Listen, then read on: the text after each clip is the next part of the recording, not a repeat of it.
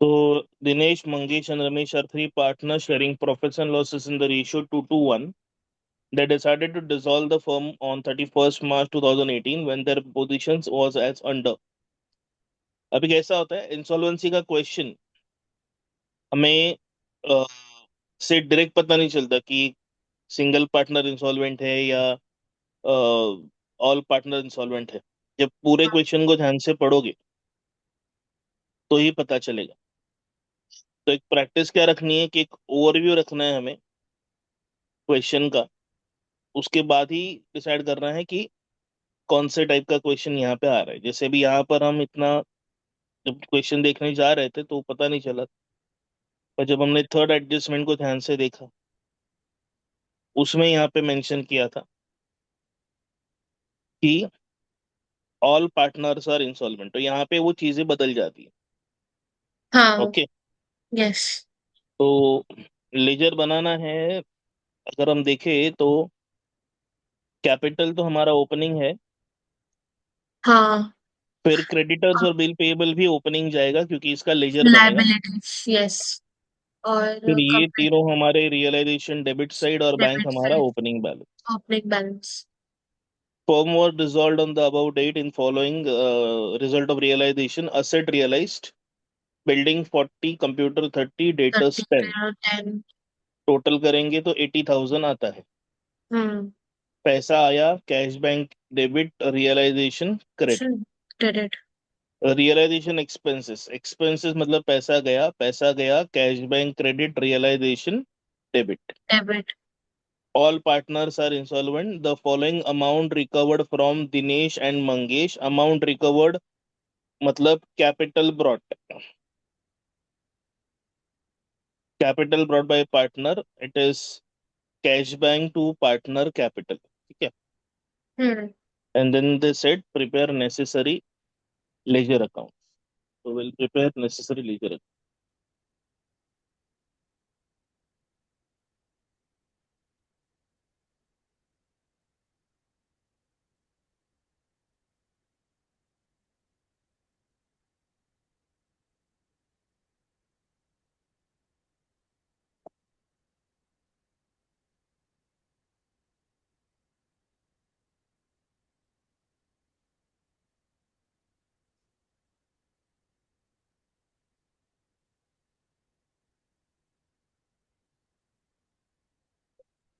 ये हमारा realisation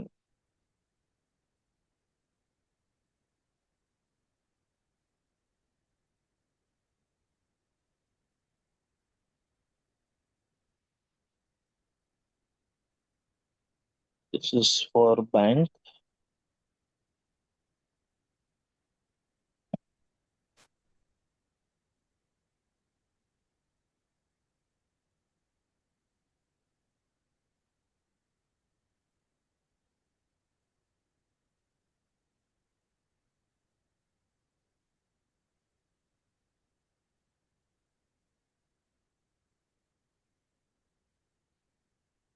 there are total three partners.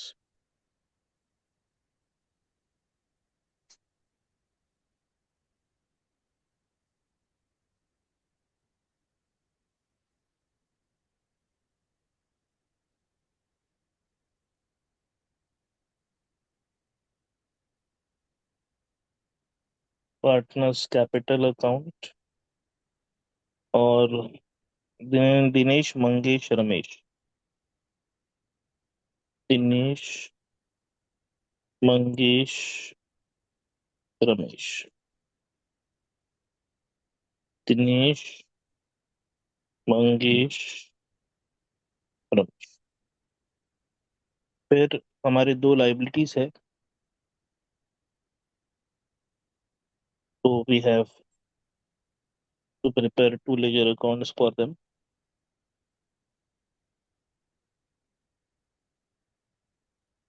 Liability one, liability to,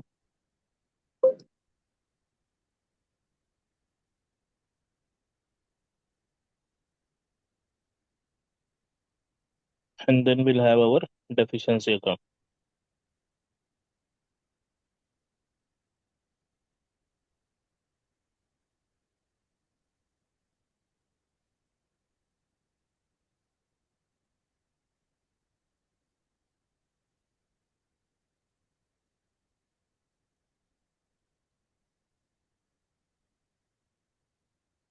creditor account and bill payable account. ठीक है, structure. हाँ। Yes. सो सबसे पहले ओपनिंग लिखेंगे। सो कैपिटल का ओपनिंग कैपिटल के क्रेडिट साइड पे bye balance brought brought down. Down 26,000, 22,000 and 18,000। 26,000, 22,000, 18,000। उसके बाद क्रेडिटर का ओपनिंग बैलेंस 80 और बिल पेएबल का 40। लाइबिलिटी का ओपनिंग हमेशा क्रेडिट साइड पे होता है। By balance brought down creditor 80 by balance brought down bill payable 40। ठीक है। उसके बाद हमारा बैंक अकाउंट का ओपनिंग बैलेंस 8,000 है। तो विल जस्ट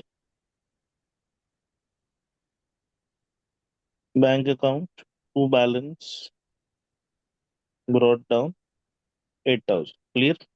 यस। सबसे पहला एडजस्टमेंट था asset realise cash bank debit realisation credit. तो कैश बैंक क्रेडिट। के डेबिट में to realisation and the amount is 80,000। अब बैंक के डेबिट में रियलाइजेशन है तो रियलाइजेशन के क्रेडिट में क्या होगा, बैंक होगा। By bank account 80,000 80,000 asset realised. Realised. अच्छा, और ये असेट ट्रांसफर रियलाइजेशन के डेबिट साइड में to sundry and drive assets assets. Building computer data goodwill. Building computer data goodwill 78, 45, 20।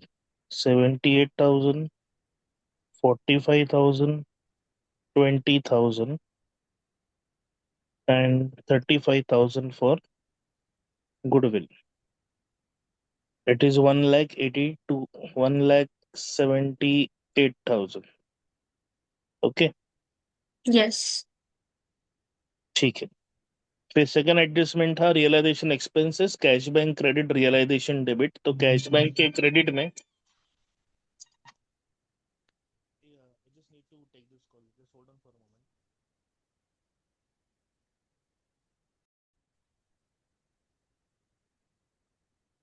Yes, तो realisation expenses cash bank credit realisation debit. Cash bank के credit में realisation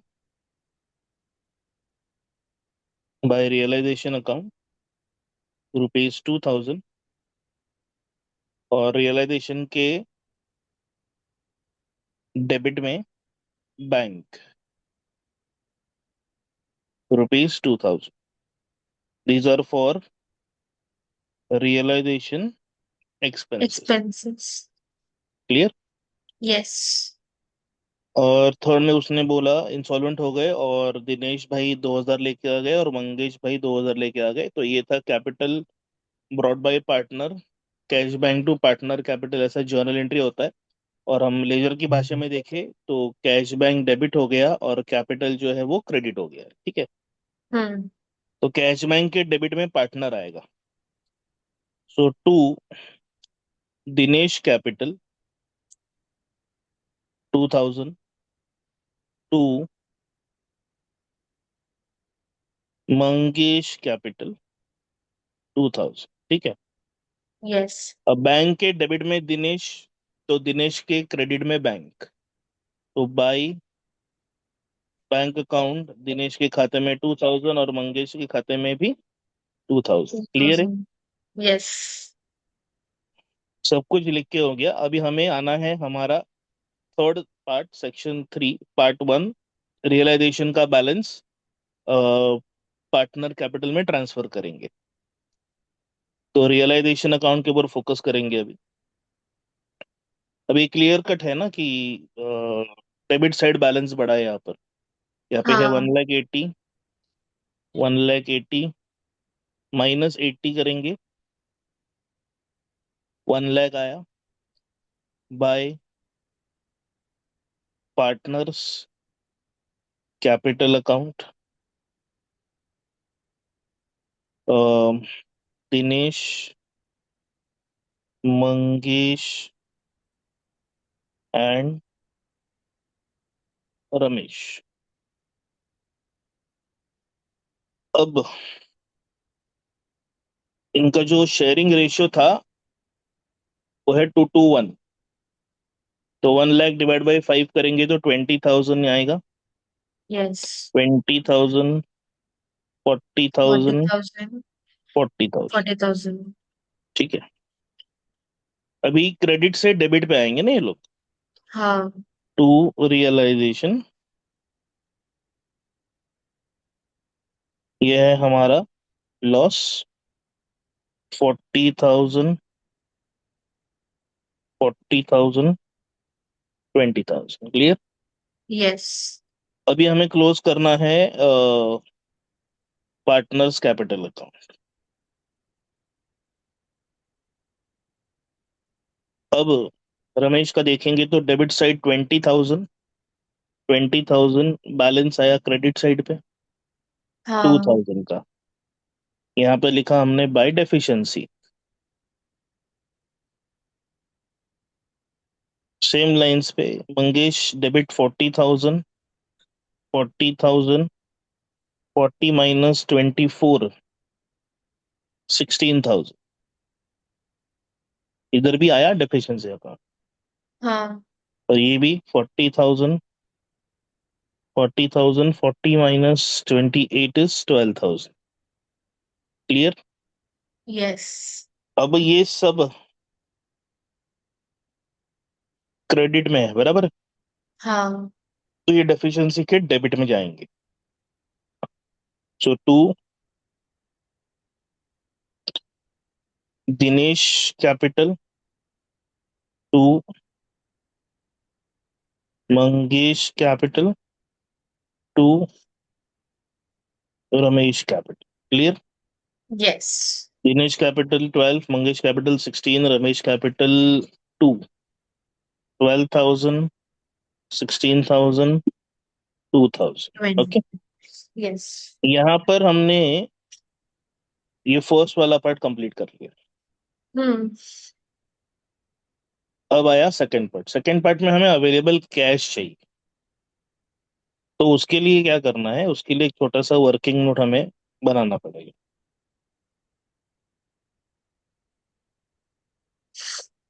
तो हम यहाँ पर available cash का एक वर्किंग बनाएंगे।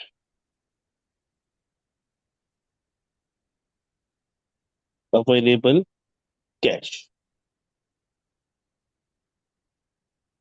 Bank account debit. Bank account debit देखोगे आप, टोटल मार के तो 0, 0, 0, 8 + 2 10, 10 + 2 12, कैरी 1, 92 आ गया। तो यहाँ पे लिखा 92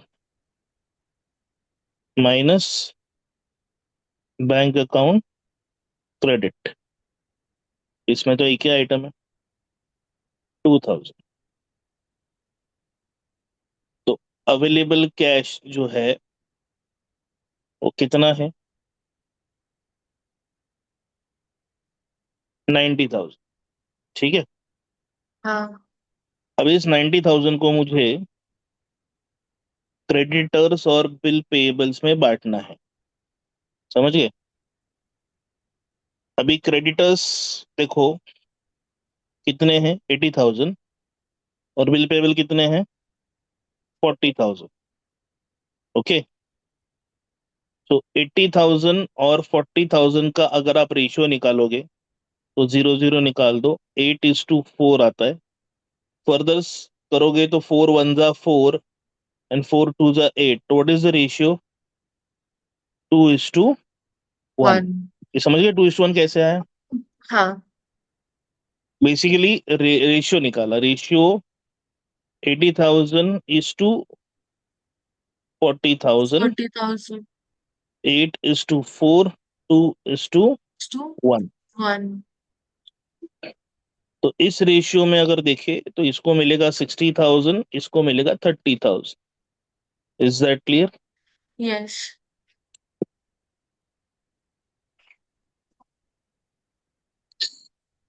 creditor versus bill payable. 80, 40, 8, 4, 2, 1. Clear? Yes. तब करना क्या है, हम पेमेंट कर रहे हैं. क्या कर रहे हैं हम लोग? Payment. पेमेंट कर रहे हैं. पेमेंट कर रहे हैं तो पैसा जाएगा कि नहीं? जाएगा. पैसा जाएगा तो बैंक के क्रेडिट में आएगा ना. हाँ. By creditor and by bill Payable. Payable. Clear है ये बात? Yes. तो ये जो अपना ये था, लाइबिलिटी को पे करो, तो इसका इफेक्ट है कैश बैंक के क्रेडिट में और लाइबिलिटी के डेबिट में. क्लियर? Yes. तो 60,000 एंड 30,000. अब मुझे कैश बैंक के क्रेडिट में इफेक्ट दे दिया, अब लाइबिलिटी के डेबिट में देना पड़ेगा ना यहाँ पर दोनों में. हाँ. तो कैश बैंक के क्रेडिट में था क्रेडिटर, तो क्रेडिटर के डेबिट में रहेगा बैंक. 60,000 दिया था इसको. और कैश बैंक के क्रेडिट में था बिल पेएबल, तो बिल पेएबल के डेबिट में कौन रहेगा? बैंक. 30,000 दिया था इसको. क्लियर है इतना? Yes. अब क्रेडिटर्स का जो बैलेंस है वो हो जाएगा डेफिशिएंसी के अंदर. To deficiency account.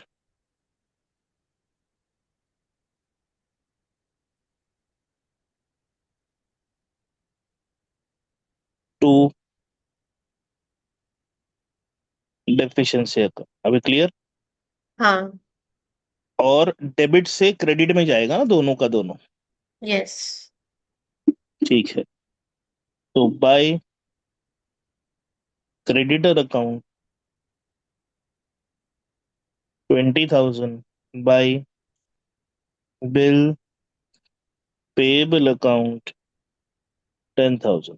अब जब डेफिशिएंसी अकाउंट का हम टोटल ले रहे हैं तो क्रेडिट साइड का टोटल 30,000 और डेबिट साइड का टोटल भी 30,000. 30,000. ऐसे हो गया ये डेफिशिएंसी अकाउंट टैली. ये ऐसे होता है ऑल पार्टनर इंसॉल्वेंसी का question close. Is that clear?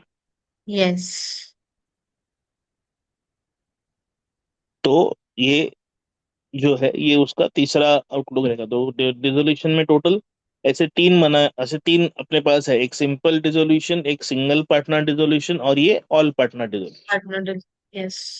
और एग्जाम के टाइम पे यही सम आप दोबारा देख के जाएंगे while revising the chapter. Understood. Just send the PDF so that आप उसके तीसरे चीज का भी अच्छे से नोट डाउन कर लो. इसके ऊपर डिसोल्यूशन में कुछ नहीं है. This is all content which we have on dissolution. Understood. Perfect.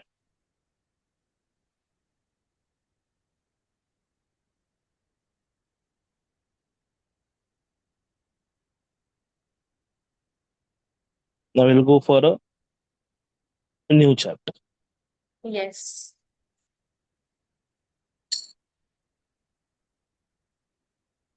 Final account for non-profit organization.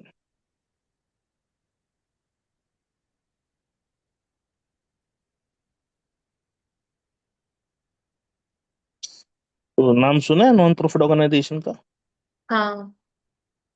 तो बताओ what is a non profit organisation? Non-profit organization is an organization which is open for mainly service purposes. For example, hospitals, schools, etc. whose sole purpose is not making profits, but to mainly provide service for the people. नहीं, पता है ये, पता है मतलब मैं तुम्हें दोष नहीं दूंगा। ये नॉन प्रॉफिट सुनते हैं ना तो सबको ऐसा लगता है ना कि एकदम सेवालय खोल के रखा है। हाँ। अभी देखो, सेवा और सर्विस, सॉरी, एक होती है सेवा जो होता है वेलफेयर, हम्म। और एक होती है सेवा जिसको हम बोलते हैं सर्विस। हम्म। ये जनहित में जारी, यस। और इससे तो भाई लोगों का घर चलता है। हाँ। अब मैं तुम्हें क्या दे रहा हूँ, सेवा ही दे रहा हूँ ना। हाँ। बट ये सेवा इंग्लिश में सर्विस में गिनी जाती है। यस। तो वही मान लो मैं इस सेवा के बदले तुमसे कुछ लेता नहीं तो वो वेलफेयर होता। हाँ। Are we clear on this? Yes. तो नॉन प्रॉफिट ऑर्गेनाइजेशन को धर्मशाला मत समझो। हाँ। Any business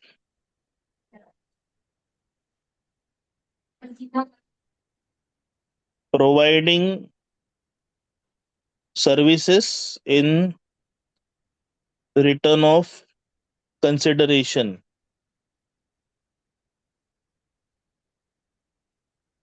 is called non profit organisation. अभी क्लियर? यस। मतलब जहां पे परचेस और सेल नहीं होता, जहां पे गुड्स की डीलिंग नहीं नहीं होती। होती। देखो ये जो है ना, ये होता है ट्रेडिंग ऑर्गेनाइजेशन। हम्म। ठीक है। यस। और जहां पे सर्विस एक्सचेंज होती है, एक्सचेंज फॉर मनी, उसको बोलते हैं नॉन प्रॉफिट ऑर्गेनाइजेशन। समझ गए? हाँ। अब मैं इसका रीजन बताता हूँ। प्रॉफिट कैलकुलेट कैसे होता है मालूम है? जब हम सेल्स में से क्या माइनस करते हैं? कॉस्ट। कॉस्ट। आई बात समझ में? हाँ। बट जब हम सर्विस देते हैं तो सर्विस गिवन की कॉस्ट ये कांस्टेंट नहीं होती, हाँ। ये चेंजिंग होती है। समझे? इसलिए अभी जैसे फॉर एग्जांपल अभी आज मैं लेक्चर ले रहा हूँ। ओके। अब ये लेक्चर लेने के लिए मुझे कॉस्ट क्या आ रही है, तो मैंने इंटरनेट का सब्सक्रिप्शन लिया हुआ है। ये टैबलेट चार्ज करने के लिए मैं इलेक्ट्रिसिटी यूज कर रहा हूँ। जहां पर मैं बैठा हूँ वहां पर पंखा चल रहा है। अगर मैं मेरे घर पे बैठा हूँ तो अलग से कोई कॉस्ट नहीं आ रही है, पर अगर मैं मेरे ऑफिस में बैठा हूँ तो मुझे रेंट देना पड़ रहा है। बहुत डेंजर था, पूछ जाएगा। तो ठीक है, जगह हम के पूछ हिसाब जाए। से कॉस्ट बदलेगी। यस। बताओ। Are you there in front of the screen? आ गए कॉलेज।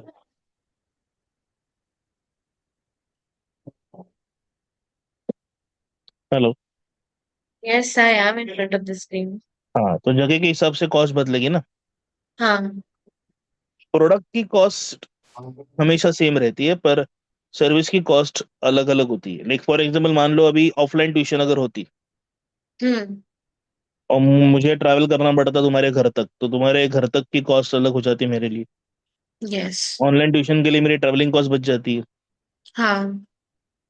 उसी तरह से भी एक रिक्शा वाला जो रिक्शा चलाता है, टैक्सी सर्विस की बात करता हूँ मैं। हाँ। तो मान लो बोरीवली स्टेशन से गोराई खाड़ी जाना है। You know this area right? Yes. मान लो सुबह का टाइम है, जाने के लिए 10 मिनट लगते हैं, और शाम का टाइम है, जाने के लिए 25 मिनट लगते हैं। रास्ता सेम है पर ट्रैफिक की वजह से अलग अलग टाइम लग जाता है। हाँ। तो जो रिक्शे वाले का रिक्शा 10 मिनट चला और जो रिक्शा वाले का रिक्शा 25 मिनट चला, इन दोनों में कॉस्ट का वेरिएशन आ गया ना। यस। क्योंकि सुबह उसको कॉस्ट कम लग गई क्योंकि उतना कम देर रिक्शा चला और सर्विस कंप्लीट हो गई। हम्म। और शाम को उसकी कॉस्ट थोड़ी बढ़ गई क्योंकि ज्यादा देर रिक्शा चला ना, उसी एक ही सवारी के लिए। हाँ। समझ गए मेरी बात? यस। इसलिए फिर क्या होता है, सर्विस में प्रॉफिट नहीं होता। तो सर्विस में क्या होता है, हम सर्विस में इनकम वर्सेस एक्सपेंस को देखते हैं। मतलब क्या, सर्विस देने के बाद जो पैसा मिला, ये पैसा लेने के लिए कितना खर्चा हुआ, उसको कंपेयर किया जाता है।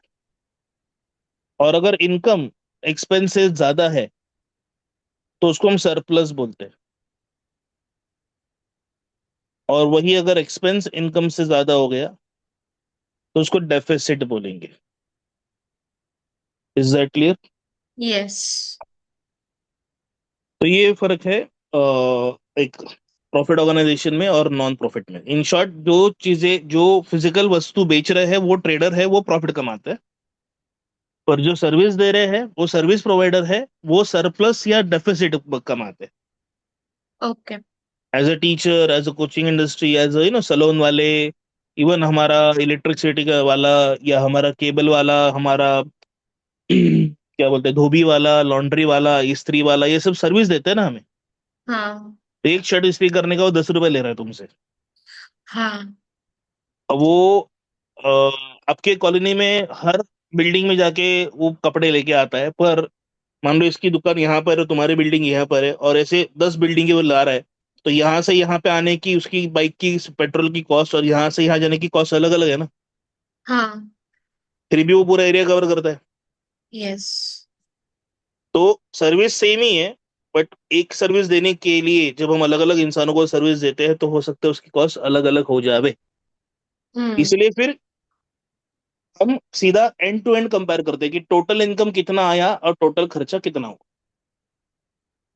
खर्चे के ऊपर इनकम खड़ा है तो भाई सरप्लस हो गया, मतलब इन शॉर्ट प्रॉफिट हो गया। और उसको प्रॉफिट अकाउंटिंग टर्म में नहीं बोलते, सरप्लस बोलते हैं। ओके। समझ गए इतना? हाँ। एनजीओ जो होता है ना, एनजीओ, ओके। इनडायरेक्टली वो भी सर्विस ही दे रहे हैं। उनका भी सरप्लस डेफिसिट निकाला जाता है, but they are purely working for welfare of the people. Hmm. जैसे कोई चाइल्ड, मतलब चाइल्ड वेलफेयर सेंटर है, कोई अनाथालय हो गया, कोई ट्रस्ट हो गई, कोई वो बोलता है ना, वो फॉरेस्ट कंजर्वेशन वाले, ट्री कंजर्वेशन वाले, एनवायरमेंटलिस्ट, ह्यूमन राइट्स वाले, ये सब लोग एनजीओज है। वो बीच क्लीनिंग के लिए आते हैं लोग, वो एनजीओज है। और उसके हाँ। अलावा हम जो भी यूज कर रहे हैं ना, मतलब टैक्सी से लेकर ट्यूशन तक, या स्कूल तक, या जिम में जाते हैं हम लोग, जिम में क्या मिलता है, सर्विस ही मिलती है ना। हाँ। समझिए? फिर हाँ। अभी मान लो हमने शादी के लिए जा रहे हैं हम लोग, तो वो शादी का जो हॉल है वो भी क्या है, सर्विस ही है ना पूरी तरह से। समझ गए? हाँ। तो जब यस। भी आप कोई प्रोडक्ट के अलावा आप बाकी कुछ भी कर रहे हो ना, इवन आप थिएटर में जा रहे हो, थिएटर वाला क्या कर रहा है, सर्विस दे रहा है। आप टिकट हम्म। खरीदते हो क्यों, पिक्चर देखने के लिए। आप बस में चढ़ते हो क्यों, ट्रैवल करने के लिए। आप ट्रेन पकड़ते हो क्यों, ट्रैवल करने के लिए। तो ये सारी सर्विसेज। तो हाँ। जो गुड्स में डील करेगा उसको प्रॉफिट बोलेंगे या लॉस बोलेंगे। और जो सर्विस में डील करेगा उसको सरप्लस डेफिसिट बोलेंगे। Ultimately it is the same agenda, बस नाम अलग है। समझ गए? हाँ। तो this is called non profit organisation, क्योंकि यहाँ पे प्रॉफिट नहीं होता, यहाँ पे सरप्लस डेफिसिट होता है। हाँ। क्लियर? यस। ठीक है। अब क्वेश्चन के अंदर हमारे पास होता है रिसिप्ट और पेमेंट अकाउंट।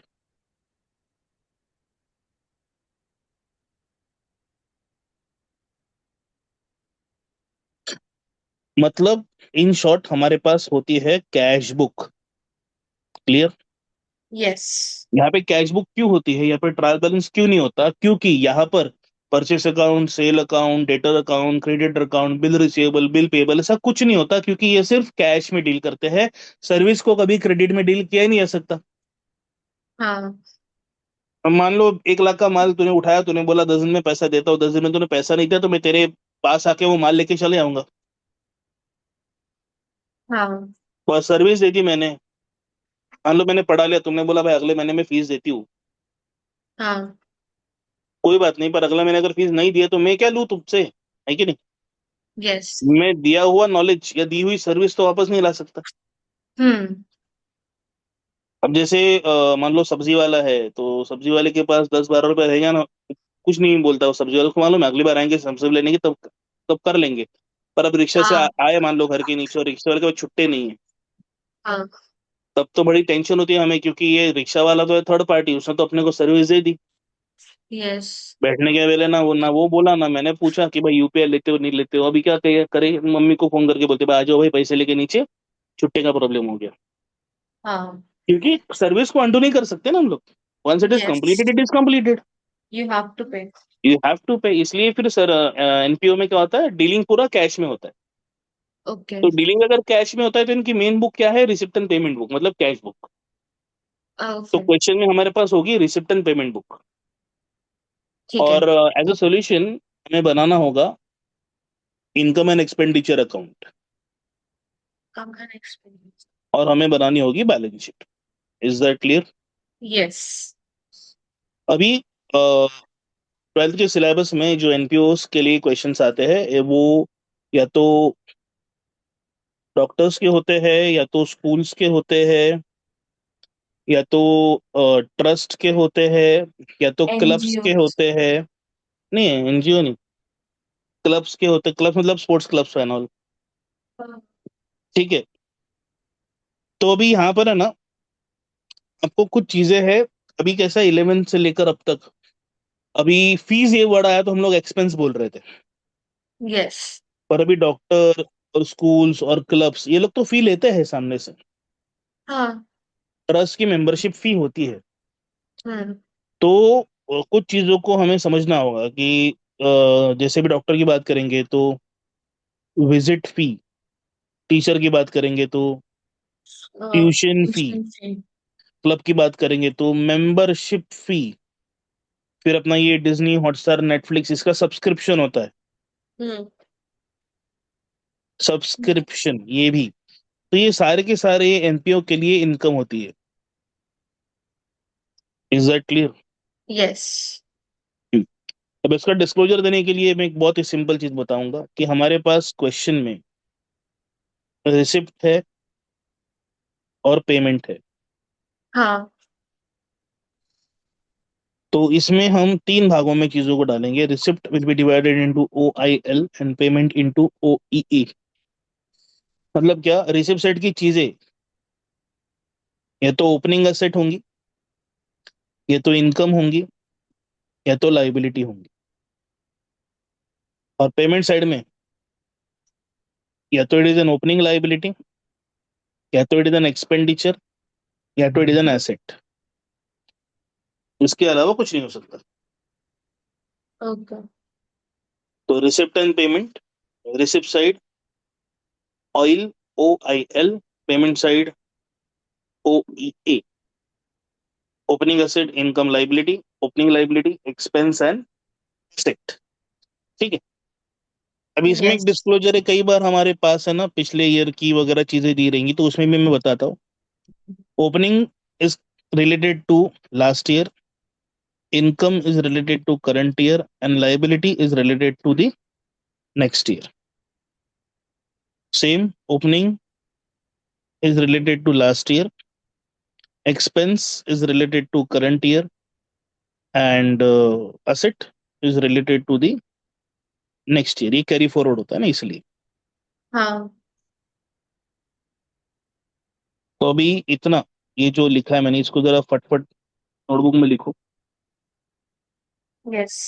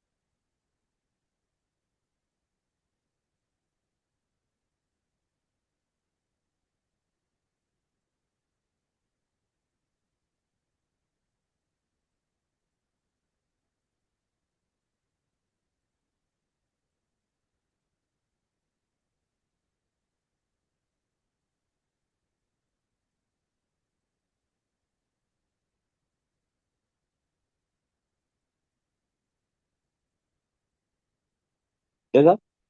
एक सेकेंड है बस।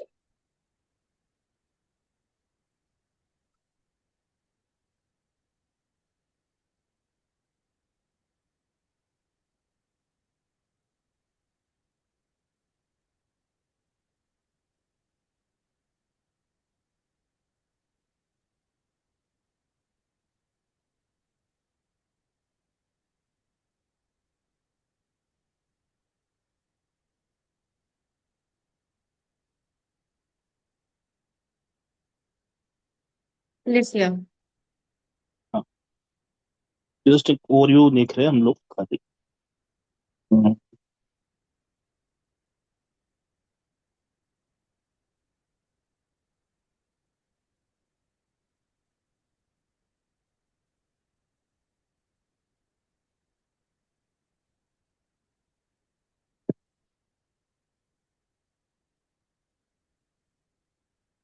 दिख रही।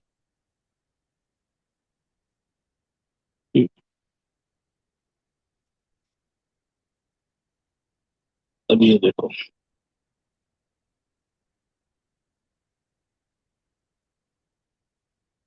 receipt and payment account and adjustment given below. Prepare income and expenditure account year ended for Veena Cultural Association Satar. Okay. So now we are on the receipt side. Okay. Balance brought down. ये है हमारा opening asset, समझ गए? Yes. Subscription sir में देखो 3 साल दिए हुए। ओपीए ओपनिंग एसेट है और ओपीएल ओपनिंग लायबिलिटी है ना। बरोबर। और एलवाई एलवाई क्या था? Last year, next year, current year. Okay ठीक है। अभी यहाँ पर है 20, 31, 20, बरोबर। हाँ। तो 1920 हमारा, 1920 ये हमारा करंट ईयर है। 2021 हमारा नेक्स्ट ईयर है। नेक्स्ट ईयर है। और इसके पहले जो भी होगा वो लास्ट ईयर है। Last year yes. अब यहाँ पे देखो, this is my current year, this is my next year and this next is year my last year. Last year. तो ये मेरा रहेगा ओपनिंग एसेट, ये मेरा रहेगा इनकम, और ये मेरा रहेगा liability. Clear? Yes. Donations general है income, entrance fees income, interest on FD income, और picnic receipts income. Clear? Yes. अब यहाँ पे देखो, रेंट वैसे तो एक्सपेंस है, पर यहाँ पे 2 साल दिए है ना, हाँ। Current year and last year. Last year. तो ये क्या है मेरा ओपनिंग लाइबिलिटी, यस। ये क्या है मेरा expense. Expense. FD is an asset for me, yes. sundry expense is an expense, insurance expense, printing stationery expense, picnic expense. expense, salary expense, expense. traveling travelling expense। Expense. Advertisement कभी का है? 18-19। Last year का है ना। Last year. तो हाँ। क्या है गई opening liability, liability. And these are my assets. Yes. Are we clear on this? Yes. मतलब किस तरह से रिसिटेंट पेमेंट को देखना है ये मैं बता रहा हाँ। हूँ। देखो यहाँ पर सिर्फ ब्रॉड डाउन दिया और अमाउंट दिया है, तो अज्यूम करने का this is nothing but cash, cash. and this is opening cash, so it is an opening asset. Okay. Yes. Donation income, revenue बोल दिया, donation income, subscription income, entrance fee income, interest income. Income. Payment side पे salary expense, printing expense, commission expense expense, commission rent expense rent expense, expense electricity expense, furniture expense asset, ये होगा मेरा cash. Asset. When the date available नहीं है तो मान लेने का कि everything is about current year only. Okay. पिछले क्वेश्चन में कैसा था, कुछ कुछ चीजों की ईयर दिए गए थे। हाँ। When year is absent it is for the current year. Yes. ठीक है। अब देखो यहाँ एक डॉक्टर का है, कैश इंट्रोड्यूस्ड मतलब ओपनिंग कहाँ पे आएगा, लाइबिलिटी में। ठीक है। हेलो। कैश इंट्रोड्यूस कहाँ पे आएगा, ओपनिंग लाइबिलिटी में। Liability. Visit fee income, receipt from dispensary incomes under Income, assets income. income, Furniture asset, equipment as asset. asset, Drugs as मतलब medicine is an expense. okay. Salary expense, rent Rent expense, expense, conveyance conveyance expense, expense, stationery expense, electricity sure. expense, journal expense, drawing less from capital, हाँ, और ये है cash asset. Clear? yes. Perfect. अब देखो यहाँ पर इधर क्या लिया है 19, मतलब 18-19 हमारा करंट ईयर है, बराबर. हाँ, balance brought down cash, opening asset. हाँ, फिर सब्सक्रिप्शन देखो 18-19 इधर है, तो this is my current year, this is my last year, this is also my last year ना. हाँ. तो करंट ईयर वाला क्या होगा? इनकम. हम्म, और ये दोनों के दोनों मेरे लिए क्या होंगे? Opening liability. Is that clear? yes. Donation income, entrance fee income. अब मेंबरशिप फी जो है, ब्रैकेट में क्या बोला? रेवेन्यू. Revenue, तो क्या लिखेंगे? इनकम. टूर्नामेंट रिसिट्स क्या लिखेंगे? इनकम. income. बैंक ओडी, ये क्या बोलिए इन्होंने? Bank overdraft, prepaid. प्रीपेड ना, तो Opening, less from liability. yes. समझ गए? हाँ, salary expense, electric expense, municipal tax expense, sports material expense, general expense, billiard expense, repair to ground expense, tournament expense, और ये हो गया मेरा एसेट. asset, तो एक ओवरव्यू मिल गया how to use receipt and payment account. yes. Clear? हाँ, ठीक है. अभी है ना, यहाँ पर 3 तरह के क्वेश्चन है. Hmm, type 1, new business, first year है उसका, first year ending. Type 2, question में रिसिप्ट एंड पेमेंट अकाउंट के साथ साथ हमारे पास एक ओपनिंग बैलेंस शीट भी अवेलेबल होती है. हाँ, अभी है ना, क्वेश्चन 1 में एज अ सोल्यूशन हमें इनकम एंड एक्सपेंडिचर अकाउंट और क्लोजिंग बैलेंस शीट बनानी होती है. यहाँ पर भी हमें इनकम एंड एक्सपेंडिचर अकाउंट और क्लोजिंग बैलेंस शीट बनानी होती है. और हाँ, टाइप 3 क्वेश्चन होता है, और हाँ इस सब में हमारे पास एडजस्टमेंट्स तो होते ही है. तो यहाँ पे क्वेश्चन में क्या होगा? यहाँ पे क्वेश्चन में होगा receipt and payment account and adjustments. यहाँ पे क्या होगा? Receipt and payment, opening balance sheet and adjustments. और टाइप 3 क्वेश्चन होगा हमारा, इसमें होगा रिसिप्ट एंड पेमेंट अकाउंट और एडजस्टमेंट्स. तो हमें क्या करना होगा? हमें ओपनिंग बैलेंस शीट बनानी होगी, इनकम एंड एक्सपेंडिचर बनाना होगा, और क्लोजिंग बैलेंस शीट बनानी होगी. तो ये 3 टाइप के क्वेश्चंस है. क्लियर? yes. तो टाइप 1 बहुत सिंपल है, टाइप 2 वेरी सिंपल. एक बार टाइप 2 आ गया तो टाइप 3 करने में ज्यादा वक्त लगता नहीं. तो Yes. Focus on this. एक दो दो तीन 4 सेशंस में अपना ये एनपीओ वाला चैप्टर भी कंप्लीट हो जाएगा. Okay, sir. जब कल मिलेंगे तो हम कल एनपीओ शुरू करेंगे. Okay. चलो बाय. Sir, हम्म. I wanted to ask कि कल मॉर्निंग लेक्चर हो सकता है क्या? नहीं, मॉर्निंग तो लेक्चर नहीं हो सकता.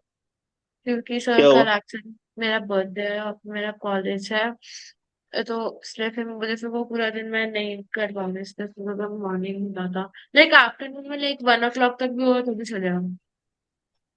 मैं अभी एक काम करते हैं ना. रुको, wait, just wait for a minute. मेरे को पहले रिकॉर्डिंग को स्टॉप करने दो.